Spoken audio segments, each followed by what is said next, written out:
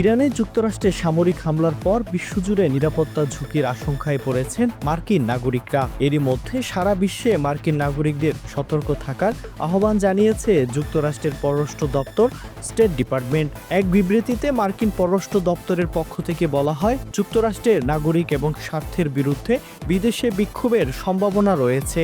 এ কারণে বিশ্বব্যাপী অবস্থানরত মার্কিন নাগরিকদের অতিরিক্ত সতর্কতা অবলম্বনের বাংলাদেশের প্রথম ইমিউনিটি বুস্টার সমৃদ্ধ ফ্যান্টাস্টিক হ্যাপি এনার্জি বিস্কিট পরামর্শ দেয়া হচ্ছে। বিবৃতিতে আরও জানানো হয়, যে কোনো ধরনের অপ্রত্যাশিত পরিস্থিতি এড়াতে যুক্তরাষ্ট্রের নাগরিকদের চলাফেরায় সাবধানতা এবং স্থানীয় পরিস্থিতির প্রতি সচেতন থাকার নির্দেশনা দেওয়া হয়েছে। উল্লেখ্য, শনিবার ইরানের ফোর্ডো সহ 3টি পারমাণবিক স্থাপনায় হামলা চালায় যুক্তরাষ্ট্র। মার্কিন প্রেসিডেন্ট ডোনাল্ড ট্রাম্প স্থানীয় সময় শনিবার তার সোশ্যাল প্ল্যাটফর্মে এক পোস্টে তথ্য জানান। এদিকে ট্রাম্প তার সোশ্যাল পোস্টে যুক্তরাষ্ট্রের এই হামলাকে সফল বলে দাবি করেছেন, যদিও এটি বিশ্বব্যাপী অবৈধ হামলা বলেই বিবেচিত হচ্ছে।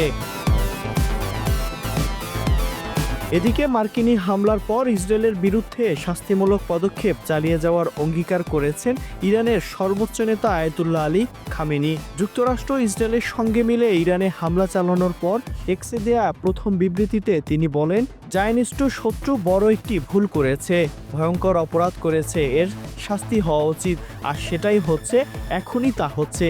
তিনি আরও বলেন, ইসরায়েলের এই আগ্রাসনের ফল তাদের চরমভাবে ভোগ করতে হবে।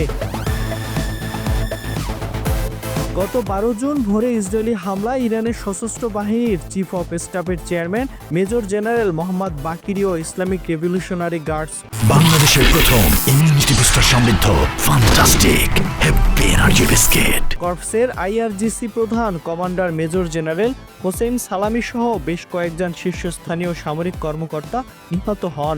এছাড়া ইসরায়েলি হামলায় ইরানের শীর্ষস্থানীয় 6 জন পরমাণু বিজ্ঞানীও নিহত হয়েছেন। এই হামলার প্রতিক্রিয়া ইরানের পক্ষ থেকে কঠোর প্রতিশোধের হুমকি দেওয়া হয় এবং পরে ইরানের পক্ষ থেকে পাল্টা হামলা করা হয় ইসরায়েলে।